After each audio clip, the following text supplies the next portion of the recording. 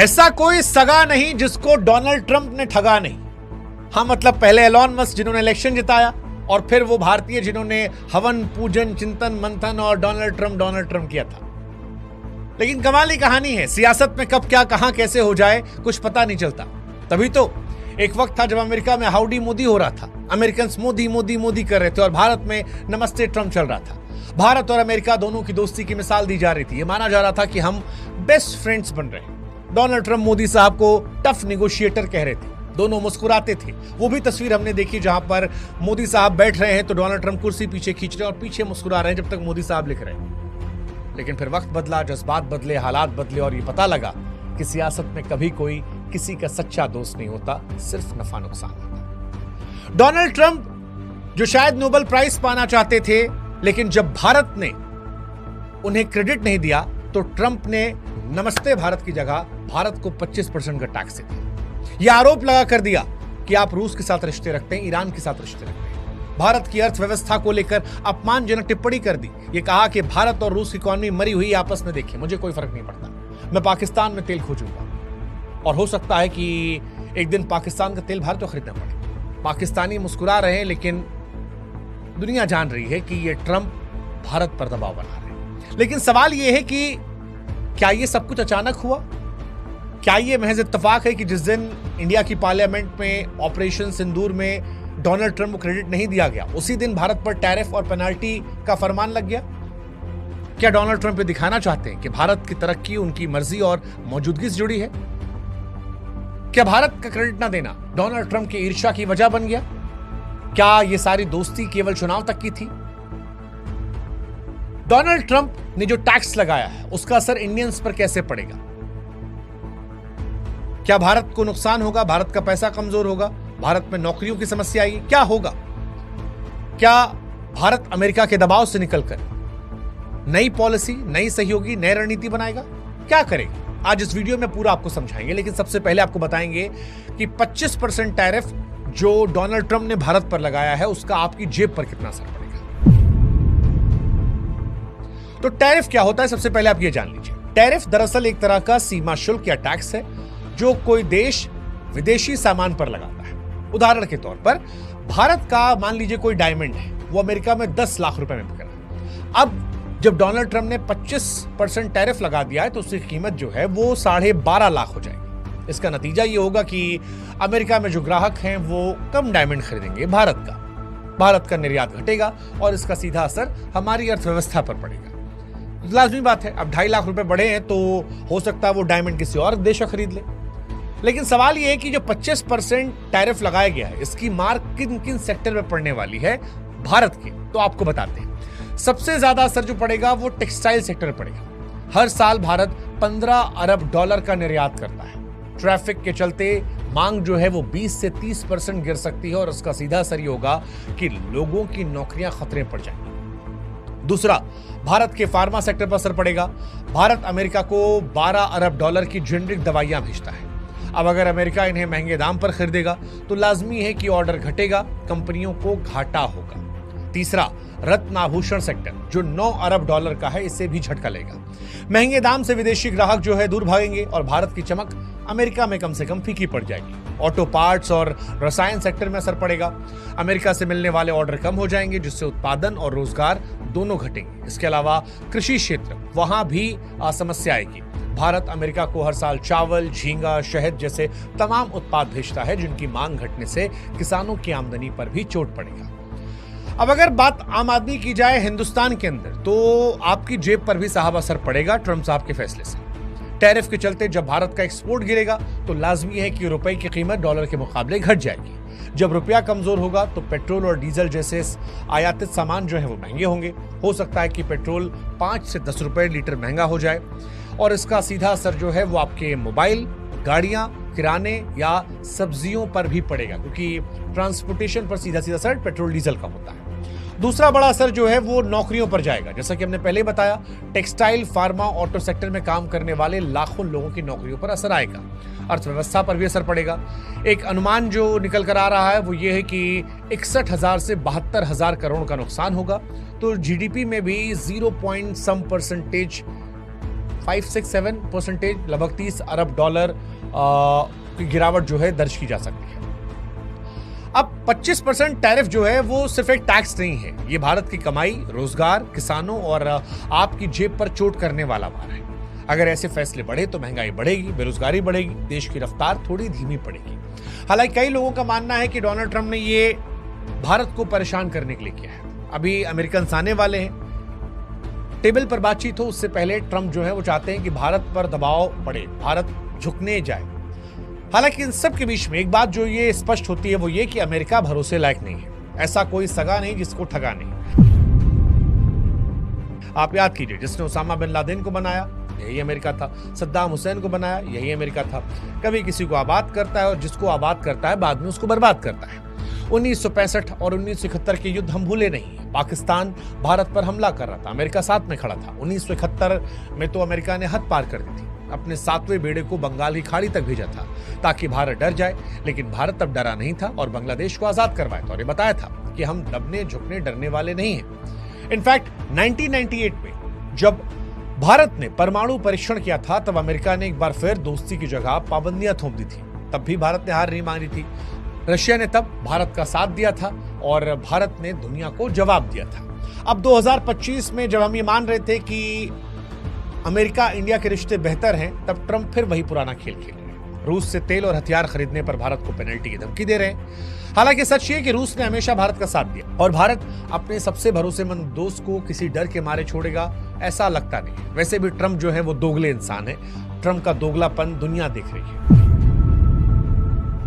Donald Trump को दरअसल दोगलापन हम इसलिए कह रहे हैं क्योंकि उनकी धमकी, ड्रामा दोहरे मापदंड वाली है। डोनाल्ड ट्रंप ने कहा कि भारत हमारा दोस्त है लेकिन उसके टैरिफ ज्यादा हैं। वो रूस से हथियार और तेल खरीदता है जो यूक्रेन युद्ध को रोकने की हमारी कोशिशों के खिलाफ है। इसीलिए भारत पर हम 1 अगस्त से 25% टैरिफ और पेनाल्टी लगाएंगे। लेकिन डोनाल्ड ट्रंप की इस धमकी में भी कई झोल है। सबसे पहले भारत की अर्थव्यवस्था को मरी हुई कहते हैं, जबकि हकीकत यह है कि भारत की जीडीपी 2025 में 4.3 ट्रिलियन डॉलर को छूने वाली है। देश में हमारे लाखों स्टार्टअप है, 100 से ज्यादा यूनिकॉर्न है। कमजोर देश की पहचान तो नहीं हो सकती है भारत में।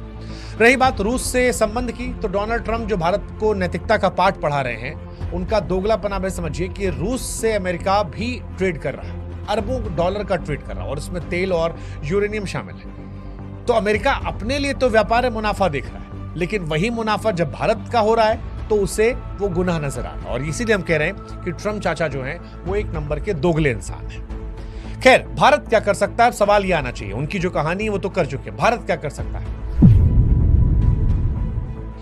डोनाल्ड ट्रंप के 25% टैरिफ लगाने के बाद भारत के पास भी स्ट्रेट वॉर में जीतने के लिए कई चाल है। मसलन पहली, जवाबी टैरिफ दे दनादन। कैसे, बताते हैं। दरअसल अमेरिका ने इस बीच में कई देशों पर टैरिफ लगाया। कनाडा पर लगाया था, कनाडा ने पलटवार किया, करीब 20 अरब डॉलर के अमेरिकी सामान पर उसने भी टैरिफ ठोक दिया। मैक्सिको ने भी ऐसा किया। ब्राजील ने साफ साफ कह दिया कि अगर अमेरिका उनके एल्युमिनियम या स्टील पर टैरिफ बढ़ाएगा तो उसी भाषा में जवाब दिया जाएगा। सवाल यह कि भारत को पीछे क्यों रहना चाहिए? भारत को भी अमेरिका बादाम, अखरोट, सेब, दाल पर टैरिफ बढ़ाना चाहिए। हालांकि इसमें एक समस्या ये है कि इससे ये चीजें देश में भी महंगी हो जाएंगी और इसका असर हमारी आपकी जेब पर पड़ेगा, क्योंकि जो सामान वहां से आ रहा है उसे हम खरीदते हैं, तो टैरिफ बढ़ेगा तो हमें महंगी पड़ेगी। दूसरा ऑप्शन ये कि ट्रेड डील, बातचीत का रास्ता निकाला जाए। दरअसल 25 अगस्त को अमेरिका से एक बड़ा दल भारत आ रहा है। उम्मीद की जा रही है कि सितंबर-अक्टूबर तक भारत अमेरिका की ट्रेड डील का पहला राउंड पूरा हो सकता है। भारत ने कई रियायतें पहले से दी हैं, जैसे अमेरिका की हार्ले डेविडसन बाइक पर टैक्स घटाया गया, शराब पर टैक्स कम किया गया है। लेकिन खेती और दूध जैसे मुद्दों पर शायद भारत नहीं झुकेगा। एक्सपर्ट्स भी ये बात कह रहे हैं कि डोनाल्ड ट्रंप की फितरत है, वो पहले धमकाते हैं फिर नरम हो जाते हैं। हो सकता है कि आखिर में टैक्सेस 10-15% रह जाए। लेकिन इन सब के बीच में जो हमने शुरुआत में कहा कि आप ट्रंप या अमेरिका पर भरोसा नहीं कर सकते। अमेरिका भारत का, ये सच है, सबसे बड़ा निर्यात बाजार है, लेकिन भारत को अब आगे देखना होगा। भारत को यूरोपीय संघ, खाड़ी देशों और आसियान देशों के साथ संबंध और बढ़ाने होंगे। भारत ने हाल ही में ब्रिटेन के साथ एक व्यापार समझौता किया, वियतनाम, जापान और इंडोनेशिया जैसे देशों के साथ समझौते किए। इन बाजारों में भारतीय सामानों की मांग बढ़ाकर अमेरिकी टैरिफ के असर को कम किया जा सकता है। इसके अलावा अपने घर को मजबूत करना होगा, क्योंकि अगर बाहर से कोई झटका आता है तो सबसे पहले घर मजबूत होना जरूरी है। सरकार को निर्यात करने वालों को टैक्स छूट, सब्सिडी और सस्ते लोन देकर उनका हौसला बढ़ाना होगा। ताकि वो दुनिया से मुकाबला कर सके। रुपया मजबूत रखना जरूरी है जिससे डॉलर के मुकाबले हमारी ताकत कम ना हो, और सबसे बड़ी बात, मेक इन इंडिया को और ज्यादा मजबूत करना हो ताकि हम बाहर से चीजें कम मंगवाएं और देश में ज्यादा बनाएं। यही असली मजबूती की पहचान होगी। इसके अलावा कूटनीतिक फैसले करने होंगे। भारत हमेशा से अपने फैसले खुद करता आया है। इस बार भी कॉमर्स इंडस्ट्री ने कहा है कि हम अपने नेशनल इंटरेस्ट की हर हाल में रक्षा करेंगे। डोनाल्ड ट्रंप चाहे जितनी धमकियां दे रहे हो, भारत ये जानता है कि अमेरिका में भी लाखों लोग ऐसे हैं जो भारत के हैं। भारतीय टेक और बिजनेस की धमक वहां पर भी है और इनकी आवाज को अमेरिका की सरकार पूरी तरह नजरअंदाज नहीं कर सकती। वहीं चीन के बढ़ते असर से अमेरिका डरा हुआ है। उसे पता है कि चीन को रोकने के लिए भारत की जरूरत उसे है। अगर ट्रंप टैक्स बढ़ाएंगे तो अमेरिका में भारतीय सामान महंगा होगा, जिससे वहां की जनता और कंपनियां भी विरोध करेंगी। असल बात यह भी है कि ट्रंप की धमकी कोई नई नहीं है, बस भारत थोड़ा बदला है। अब भारत को चाहिए कि आत्मनिर्भरता को ही रणनीति बनाया जाए। भारत के सामने जो चुनौती है वो एक मौका भी है, ब्लेसिंग इन डिस्गाइज से आप कह सकते हैं, खुद को और मजबूत बेहतर बनाने का। अमेरिका पर भरोसा हमेशा से भारत के नुकसानदायक रहा है। ऐसे में भारत को अब अपनी फैक्ट्रियों, अपनी प्रोडक्शन क्षमता को बढ़ाना चाहिए ताकि बाहर से सामान मंगाने की जरूरत कम हो जाए। डोनाल्ड ट्रंप की धमकी के बावजूद भारत की असली ताकत उसकी आत्मनिर्भर सोच और समझदारी वाली रणनीति में है, जो बात मायावती ने भी कही।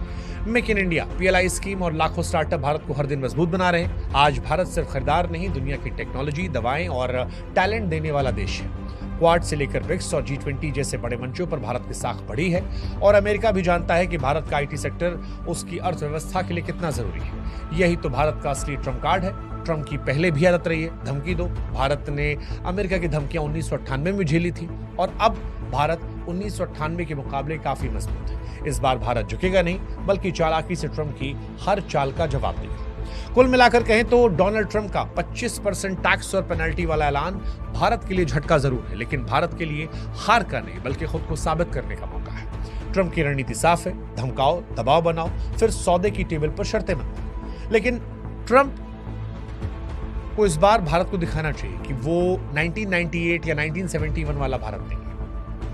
आज भारत दुनिया की तेजी से बढ़ती अर्थव्यवस्था है। टेक्नोलॉजी, रक्षा, कूटनीति, हर मोर्चे पर हम मजबूती से खड़े हैं। हमें आज अमेरिका के भरोसे पर नहीं चलना है, ना हमें डोनाल्ड ट्रंप के ट्वीट से घबराना है। जवाबी टैक्स, नए बाजार, घरेलू उत्पादन, डिजिटल ताकत, ये हमारे हथियार हैं। समझदारी के साथ एक अवसर के तौर पर हमें इनके साथ आगे बढ़ना है और भारत को मजबूत बनाना है। भारत को अब हर चाल सोच समझ कर चलनी है ताकि नुकसान कम हो, असर ज्यादा हो। ट्रंप भारत को कमजोर समझने की भूल कर रहे हैं, लेकिन असली जवाब हमारे अपने स्टार्टअप, किसानों, इंजीनियरों और उद्यमियों की ताकत से।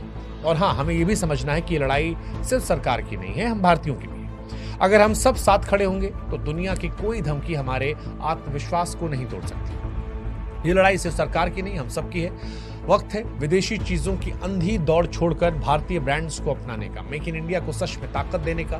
ट्रंप चाहे जितने ट्वीट करें, भारत की असली ताकत तभी है जब हम उसमें एकता, आत्मविश्वास और धैर्य देखें। अब सवाल इसलिए ये नहीं कि सरकार क्या करेगी, वो जो करेगी करेगी, लेकिन क्या हम और आप भी तैयार हैं देश के लिए छोटा लेकिन एक बड़ा कदम उठाने के लिए, भारत को प्रायोरिटी देने के लिए, भारतीय सामानों को प्रायोरिटी देने के लिए? Let's see how it goes. आप क्या सोचते हैं, क्या डोनाल्ड ट्रंप भारत को परेशान कर पाएंगे? हालांकि एक्सपर्ट्स अभी भी जो हमने सुना पढ़ा जाना वो यही कह रहे हैं कि ट्रंप साहब धीरे धीरे नॉर्मल हो जाएंगे, होश में आ जाएंगे और शायद टैरिफ कम कर जाएंगे। लेकिन भारत क्या फिर से ट्रंप पर भरोसा करेगा? मुझे लगता है अमेरिका वो देश है जिस पर आप भरोसा नहीं कर सकते। और वही जो शुरुआत में हमने कहा था, ऐसा कोई सगा नहीं जिसे अमेरिका या ट्रंप ने ठगा नहीं। नमस्कार साथियों, मैं आपका अपना भाई अभिषेक प्रजापति और आप देख रहे हैं मेरा YouTube चैनल PDSPF से, जिसमें आप सबने भी शुभंकर मिश्रा जी के इस वाक्य से देखा होगा। उन्होंने बताया कि किस तरीके से डोनाल्ड ट्रंप ने 25% टैरिफ बढ़ा करके हम जैसे गरीब दुखी व्यक्तियों को किस तरीके से गरीब से गरीब बनाने का प्रयास कर रहे हैं और हम लोगों को बेरोज़गार करने का प्रयास कर रहे हैं। आप सब ने देखा कि 25% टैरिफ लगाने से हमारे देश के जो भी फार्मा कंपनी हैं, दवाइयों के, ड्रग्स के, और उसके बाद उसमें और जैसे मैकेनिक वाली चीज़ों में, गाड़ियों की बनावट में, इन सब में बेरोज़गारी आ रही है। और जब आयात निर्यात होगा नहीं तो फिर कैसे इन सब चीज़ों का हम लोगों पर असर पड़ेगा, ये सब आप जानते हैं। और संसद में भी बात उठाई जा रही है कि मोदी जी एक बार डोनाल्ड ट्रंप का नाम क्यों नहीं ले लेते। इस तरीके से हम लोगों को परेशान किया जा रहा है कि गरीब जनता के ऊपर इतना % टैक्स लगा करके, टैरिफ 25% टैरिफ लगा करके हमारे जेबों पर भी असर डाल रहे हैं, जबकि ऐसा नहीं करना चाहिए। मोदी जी को एक्शन ले लेना चाहिए। किस लिए मोदी जी चुप हैं? क्या मजबूरी है उनकी? किस कारण से उनके नाम तक नहीं ले पा रहे हैं? आप सब इस पर विचार कीजिए और हमें ज़रूर बताइए कमेंट सेक्शन में कि क्यों नाम नहीं ले पा रहे हैं। और मैं फिर से ये कहूँगा कि समाजवादी सरकार 2027 में बनाइए, जिससे ये सब सारी समस्याएं ख़त्म हों और हम सब एक सुखी जीवन व्यतीत करें। जय हिंद, जय समाजवाद।